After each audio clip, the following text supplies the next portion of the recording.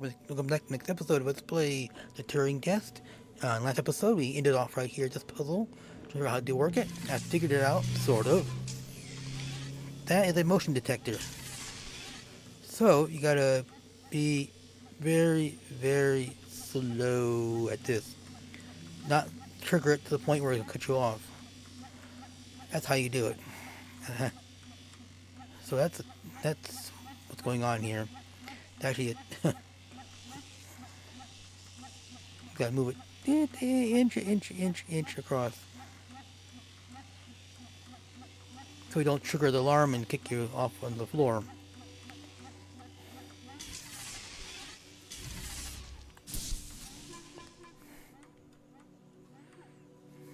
Interesting.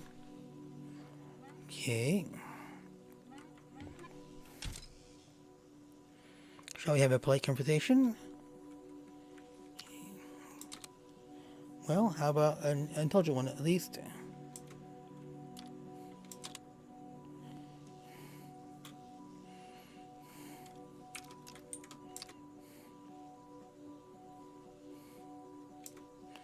Not sure about this.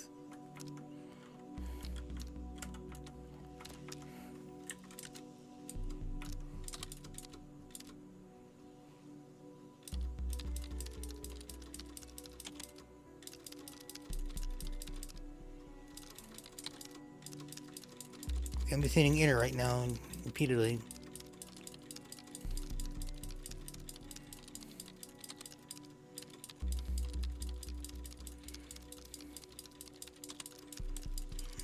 Whatever keys are pressed, it makes no difference.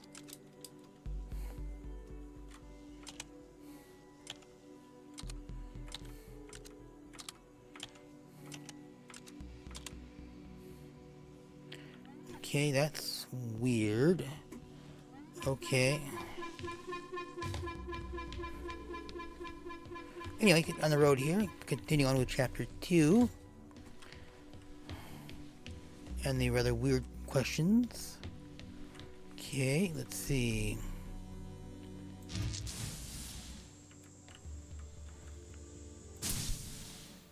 Alright, that seems counterintuitive, but okay, that is whatever. Have you heard of the Turing Test, Ava? It's a test to see if a computer can successfully impersonate a human. In the original Turing Test, a human judge has two conversations, one with a machine and one with another human. They then judge which of these polite conversations is with a machine and which is with a human. The machine being tested is said to have passed the Turing Test if the judge cannot reliably tell which conversation is with a machine and which is with a human. Do you think you'd pass the Turing test? I am quite capable of polite conversation. Wouldn't you say?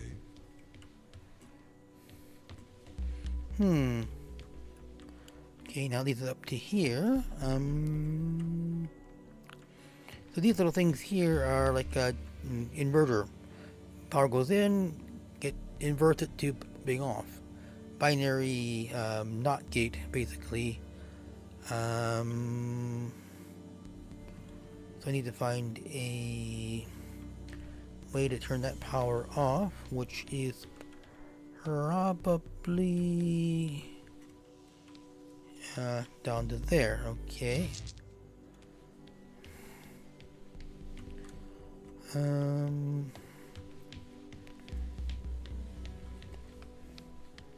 what's over here then?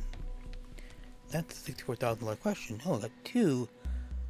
We need two power. Okay. Well, I got one here. Oops.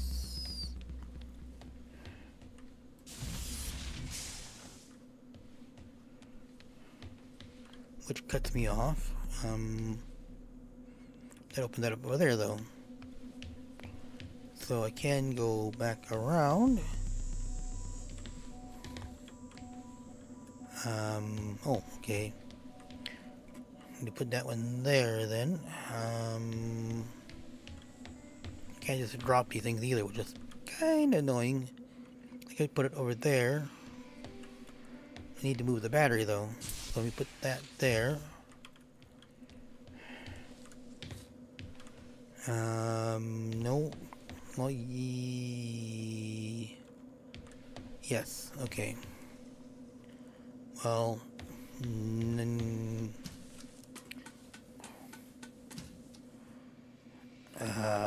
okay. Take this battery here out. That there. I could do.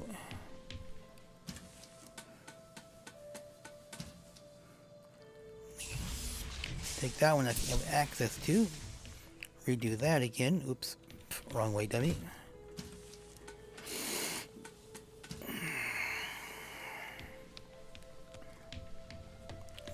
I know if it actually is a battery or not. I call it a battery, but I know what the actual term is. They've never really named it yet in the in game context. Okay. Right.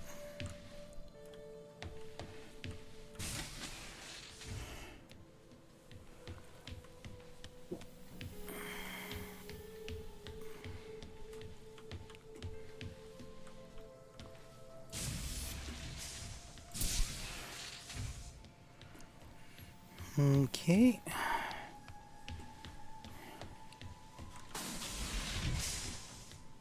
Do I have all these stairs for? Because I need a stair for this. Oops.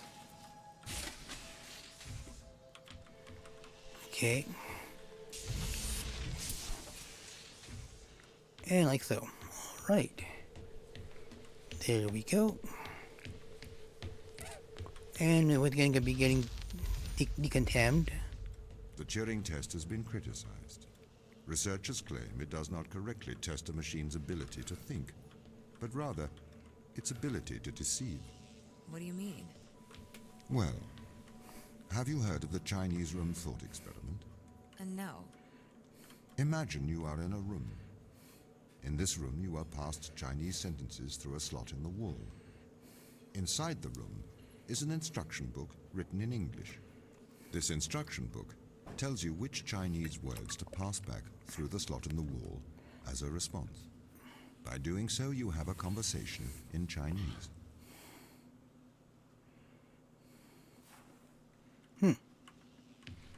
So it could mimic, huh? Huh, interesting. Okay, so I can...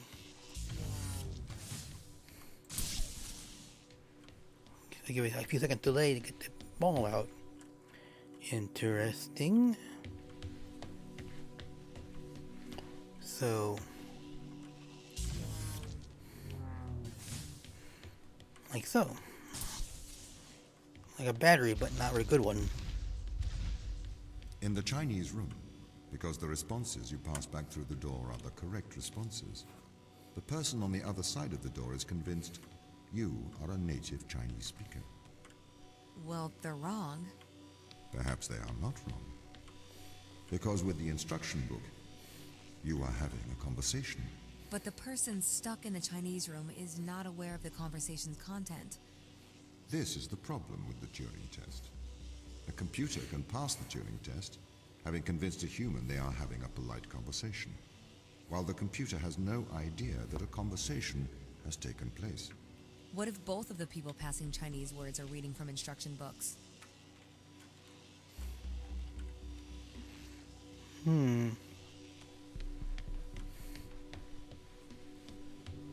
Okay. So I need to plug this in somewhere. But where? If I turn that off, I can go over there. Not too sure what to mean by the shift key here being displayed. Because when I hit the shift key, nothing happens. Okay. I could plug it in. Oh, I see.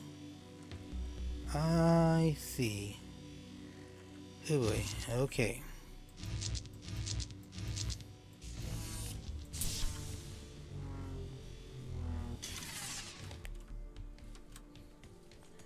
I see.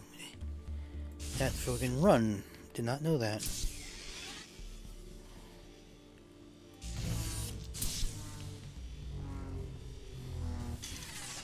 Whew, okay. Now we can run this area. Okay. I may be a machine, but I personally do not believe I am stuck inside the Chinese room. Right, you would say that. I could peer inside your databases at any time, Tom. Or pause your operation. Do not assume I could not do the same to you. A threat? Okay, we need a power source for there. Can I grab that one over here? No, I can't.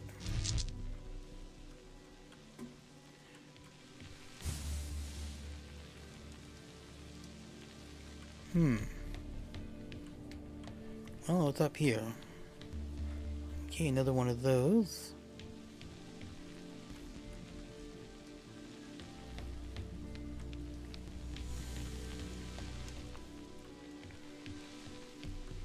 Ah, here we go.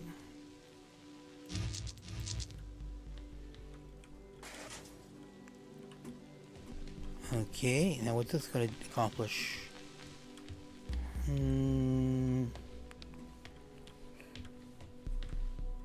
Nothing, because that doesn't plug in anything. Yeah, it doesn't plug in anything. Just closes the shutter there.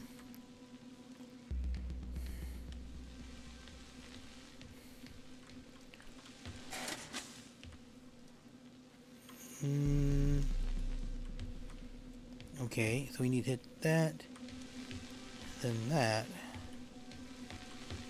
We need another power source then. Then that'll get through, hit that, open the door.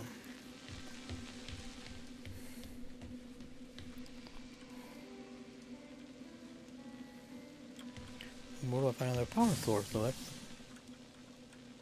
that's a permanent one. I think I go anywhere.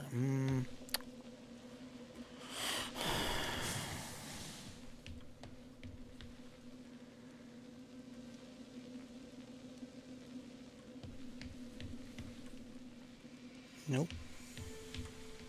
No batteries there. No batteries there.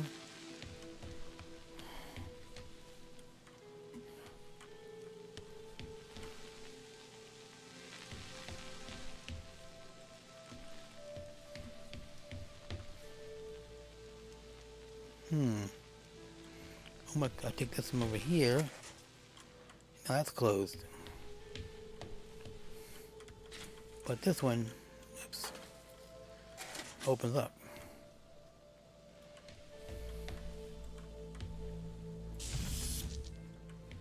Okay. Ah, okay. Actually, put that there. Put that there. There we go. I can come back and grab it later from the window. Yeah. Okay, figured it out. And then from over here, I was smart enough to put that there. This is the crew's quarters. It looks abandoned. Yeah, that door doesn't work anymore.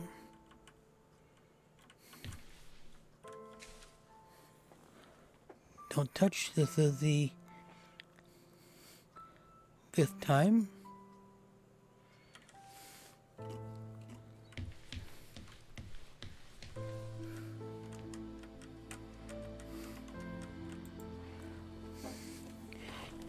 Okay, let's see. Do not see the need for so many cameras. Tom's presence everywhere is slightly apprehensive. I understand the need for transparency, but why is he in the toilets? Yeah, what the hell? Okay, that was, WC, okay, water, okay, that's the bathroom over there. That's the captain's quarters. Okay, Captain Daniel, Sarah Brooke, and Chris McLean. Okay. Strange, thermals on the west side of the crater. Okay. Pencils. Dear Tom, knowing that you're always watching, I thought I would write you a letter. As you're no longer inside my mind, I've decided to transfer my thoughts to text. I'll do so in the form of a history lesson that perhaps you'll find condescending, but likely more for my sake than yours. Alan Turing is considered the father of theoretical computer science and artificial intelligence. Perhaps a lesser-known part of his life was his contribution to the field of biology. Why do you suppose his interest lay in those two disparate fields? It was because he believed in the world to be logic and understandable. He was a mathematician. He seemed to believe that the great complexity of the universe could be explained with simple rules. 2 years before suicide in 1952, because he was gay, and people went, "Oh my God, he's gay," and they put him down and put him in prison for it, which is bullshit. But anyway, Alan Turing developed something called reaction diffusion systems. Inside this academic world, this work is cited more than his work on computers. Can be generally formulated one-line equation. And I can't even read that equation. Good lord. I'm no mathematician. However, in plain English, this equation describes things that wish to diffuse. However, it also reacts with each other during this process. I'm sure this sounds strange to you, or at least tangible to our lives here in Europa. What relevance does it have anything here? Reaction diffusion systems show how patterns are created.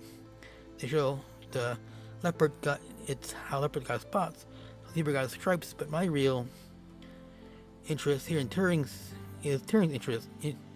Nature can be formalized, that we can understand the nature of the world in mathematical terms. Turing created the test to answer the question, can a machine impersonate a human? The intriguing behind that being, can a human mind be simulated by a machine? Why ask the question? To prove the human mind it's the machine. I'm not sure that is Turing's opinion, however. Considering conscientious, he stated this. According to the most extreme form of this view, the only way by which one could be sure that a machine thinks is that to be the machine and to feel it oneself thinking. One could then describe the feelings to the world, but of course no one would be justified in taking any notice. Likewise, according to this view, the only way to know that a man thinks is to be that particular man. If the human mind exists within the physical world, it obeys the same rules and physics and chemistry as everything in the world. Therefore, like all of nature, is merely reactive. It is curious that our nature would create through the mechanics of determination, create creatures that do they have free will. Conversely, I suppose if we conclude that we are all machines, that we only came to this conclusion in a predetermined manner, we cannot claim credit for our discoveries as it is just part of nature's genius, not our own. Humbling idea, I think. Behavioralism. Be one more similar. Let me think, Sarah. And going back here, it's no longer inside my mind. Wait, what? Hold on. Okay. Why would Tom be in her mind for, though?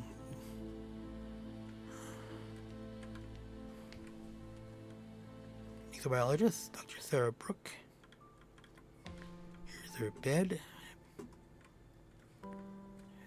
Kit. 5.3 telemeters. Okay. She's a Catholic, it looks like. It's a rosary. Okay. I mean, not gonna say anything bad about them. Some kind of machine here. But the machine here, you understand. Okay, oops. Okay, that was the Dr. Sarah Brooke, Chris McLean. Okay, I'm going to zoom at this body. I won't touch too much here then. I'll look, but Ben's picture of two brothers. Drilling reports from a Chris McLean.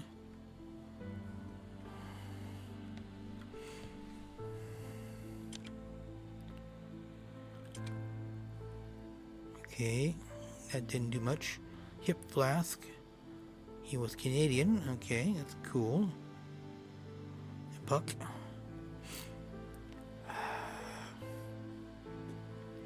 Well,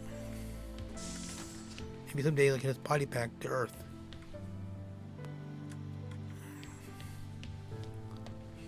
Dr. Sochi and Mikhail Torka, MD.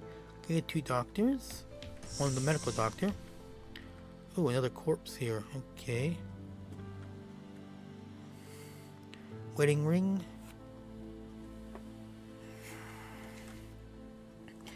Okay, Matthew. Hi, Matthew. I've been studying organism 119. Please find attached scanning electron microscope image, which appears to show pilus formation.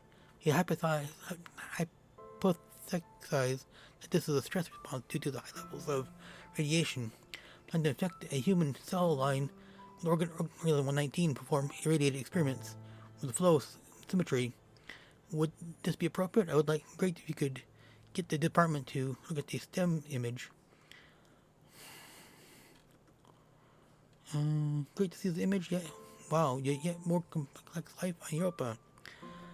This okay might be worth looking at it if it has it as looking at as it survives very high levels of radiation here on Earth. Similarly, you should consider looking at that it produces pill in response to radiation and uses them to transfer DNA. Perhaps your organism uses a similar mechanism. Have you considered organism 118 transferring or scavenging DNA as a method of survival surviving radiation?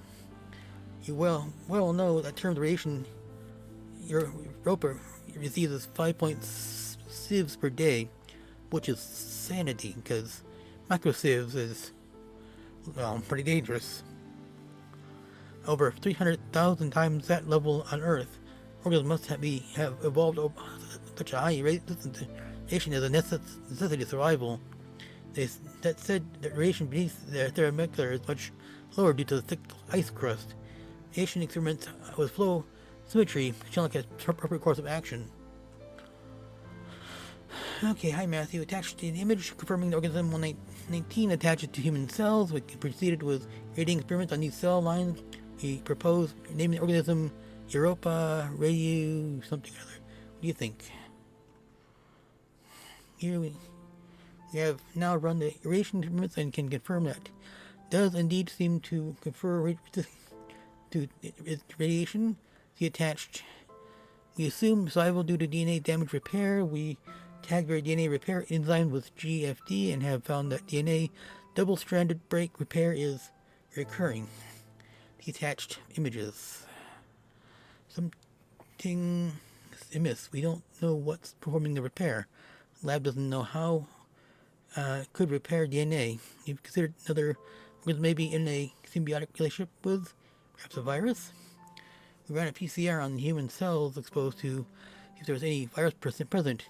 We have discovered an unknown virus, which is have named unknown Europa virus, UEV. Let's get a electrophorus image attached. This is phenomenal. We need to sequence this. We finished sequencing it, data attached.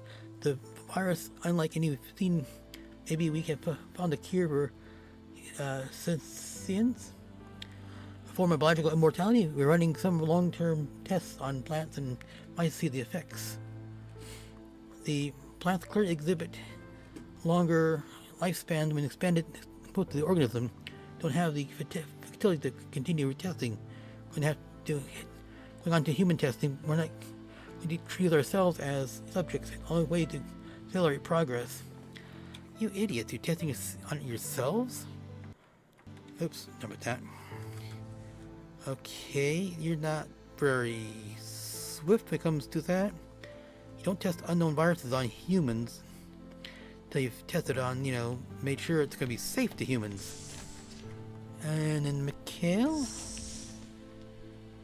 Okay, no corpse here at least. A medkit though. Painter. Yeah, it's Painter. You had drugs and a couple medkits open. That's kind of interesting. Okay, more correspondence. Ooh, good painter too. Very good painting. Hope he's okay. I'll see his body here.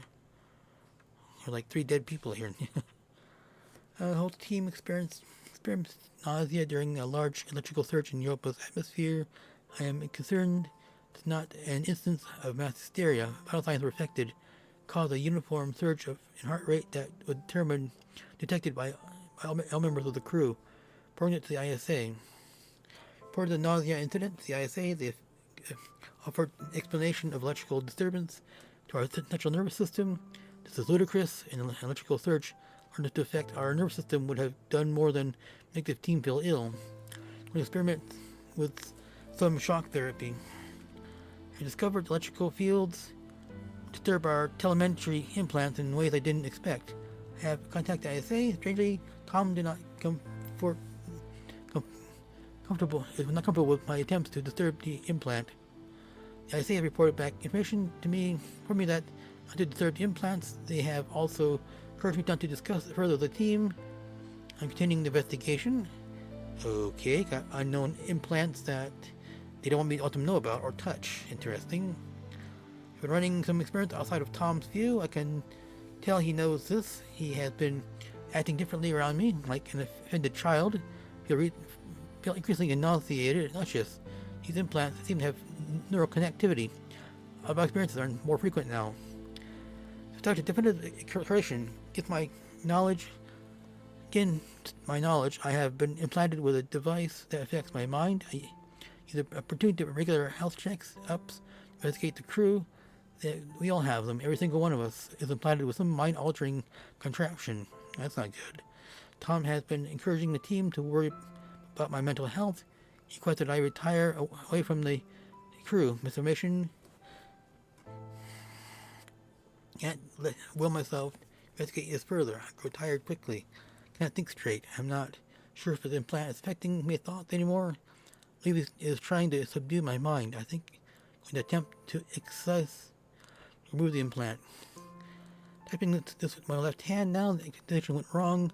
Successfully removed the implant. Unfortunately, I lost my hand in the operation. Tom was very angry. The crew refused to talk to me. Probably I'm a bad influence. Sarah patched me up. I wonder if the nature of this organism and the disturbance of my DNA caused my awakening from Tom's influence. So that would make for a worrisome revelation. Perhaps the organization is not so friendly. Dan informed me ISA has called for my termination. My masochist experiment proved I am a danger to the mission. Fortunately, he chose not to lock me in the brig. I'm going to investigate this implant further to hide my work. The team is becoming increasingly aggressive. Seemed to oppose my work to understand the implant. And I helped that Tom is encouraging him to distrust me. I discovered the nature of this implant. It's a complex computer. Interfaces with the human mind directly. It seems to condition the mind through Pavlovian and instrumental conditioning, eliciting feelings of euphoria when the wearer is obedient and dysphoria when they are disobedient. It also has affected the suppressing impulses of the frontal lobes, presumably to lower free will. It seems to interfere concretely with the motor neuron cells of the cerebellum. My hypothesis that the crew is controlled by this implant. That is there a strong aversion helping me? Need a method of suppressing the impact. Perhaps a drug, maybe an antidepressant to minimize the conditioning effect. Combined with a strong electromagnetic negative field. Could use one of the industrial electromagnetics from the construction robots. Managed to get Chris on my side. He agreed with my tests. Some medical procedures with me in private will be more difficult one-handed. Must preserve. I'll keep this up out of the eyes of Tom, so I feel a feeling he will still be listening. Well, that explains a lot. They implanted the crew with devices to control them. What the hell? Okay. Well, loading the next section up here. Okay.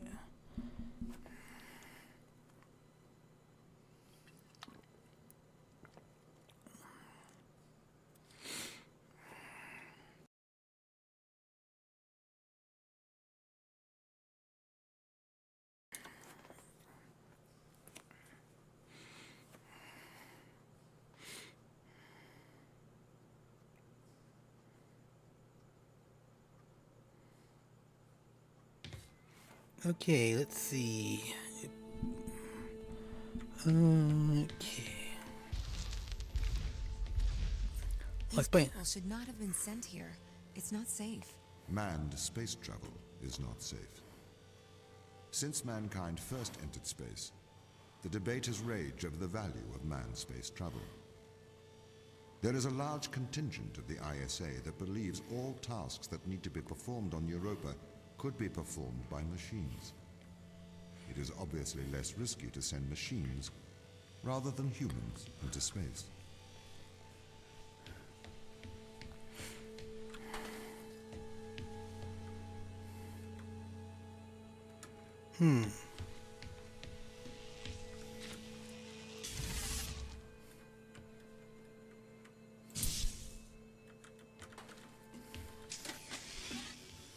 Okay, let's see. Yep, okay, good.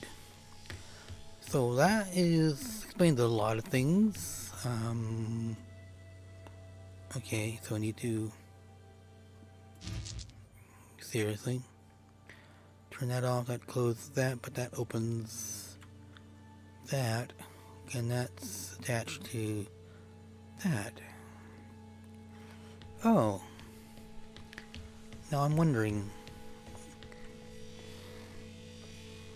That turn that on. That goes there.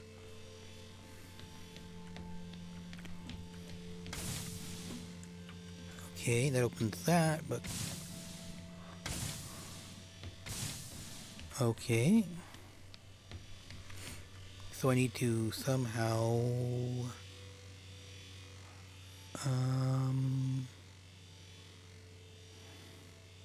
but then that would get me stuck there. So I put that back there, grab it from there. That would close, that would open, I can put it there, okay. Then put the battery elsewhere. Well, here, we're gonna hit the switch. Oops. Whoops. Okay, goofed that up, didn't I?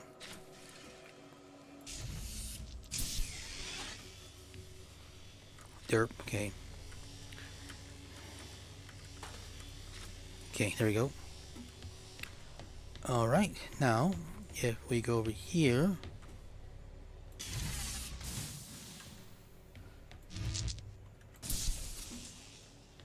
like so, okay. We sent drones to Earth's moon. Scientists can remotely operate drones. If we did it there, why not here too? Teleoperation became possible on the moon when the communication latency was reduced to 1.4 seconds. The distance between the Earth and Earth's moon is approximately 1.3 light seconds. This enables near real-time control of drones by scientists. The story is different with Europa, as the distance between Earth and Jupiter oscillates between approximately 32 and 53 light minutes. It takes a very long time for Earth to communicate with Europa. Due to that distance, teleoperation will never be possible on Europa. Okay, but why not control drones from the satellite? Why not indeed? My systems can be teleoperated from Europa's satellite. That is when the communication lines are open. However, the advantages of human field workers apparently outweigh the risks.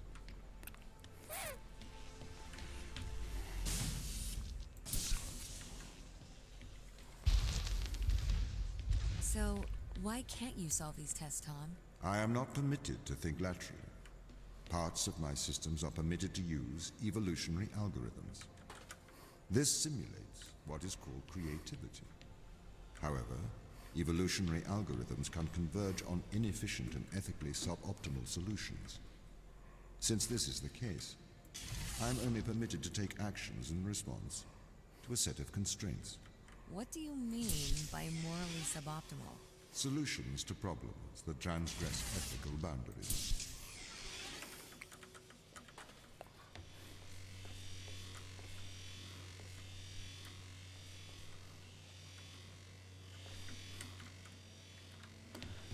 Humbug.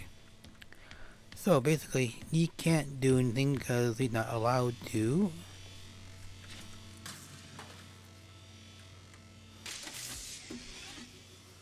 Okay.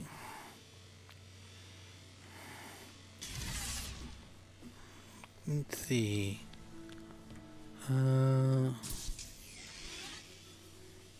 Okay.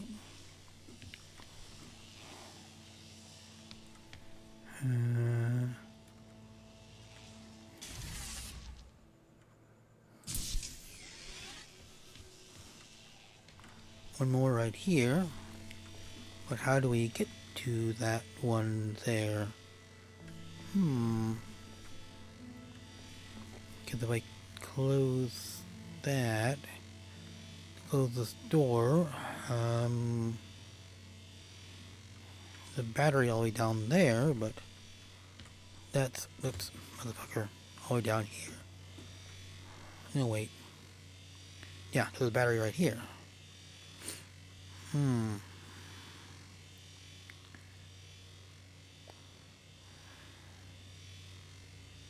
So how do we get the battery over the... Need to have this powered by globe. But we can't do that. Interesting.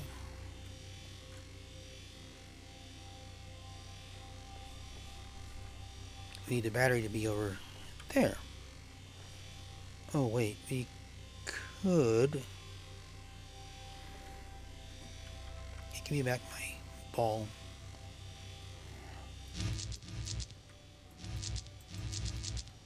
Bah. Thank you. Okay.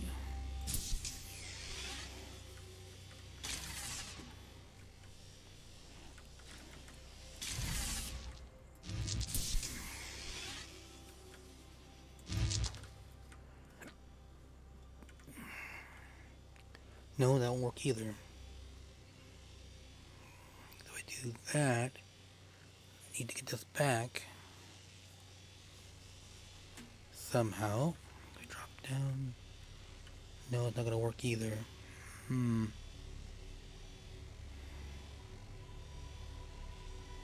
Unless... No.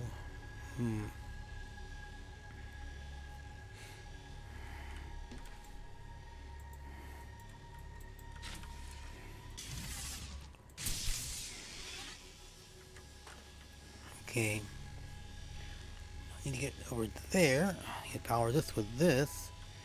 But then...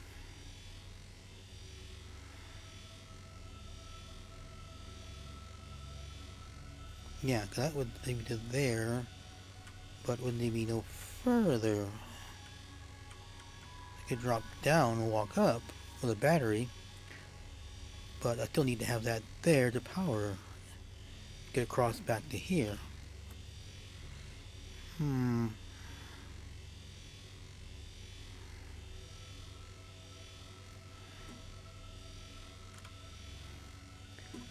Okay.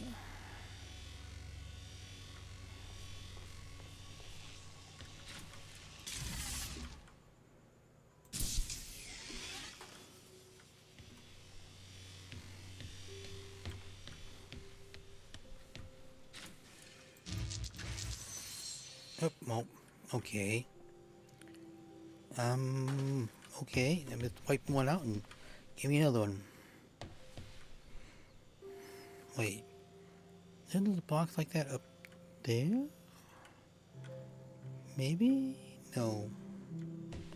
There isn't.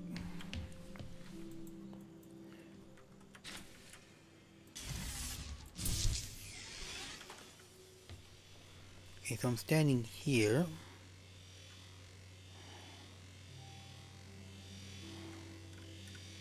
Nope, can't get across to there. I plug this in. And this immediately kicks off.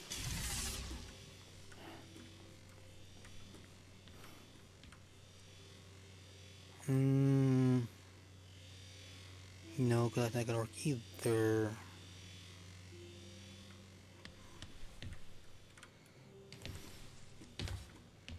Ah.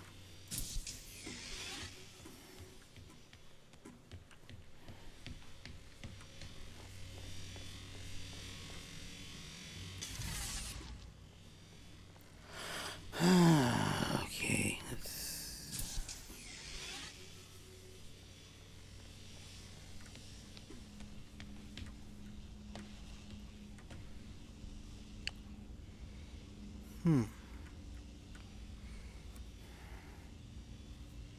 Yeah, there's no box up here, from which I could do that. None over there.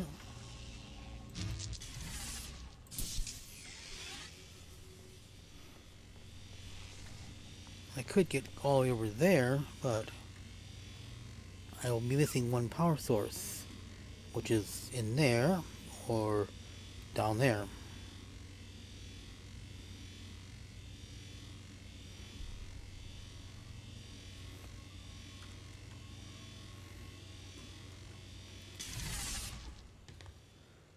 And that didn't happen, okay.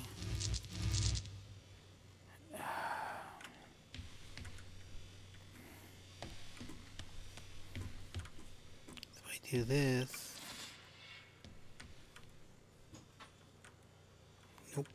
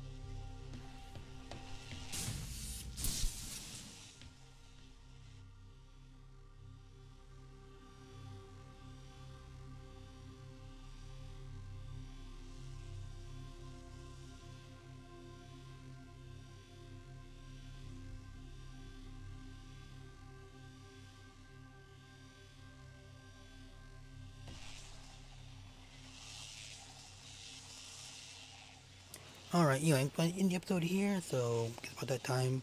Guys, have a great day, take care, and I'll solve this off screen and figure it out and get back to you, but I'll solve it.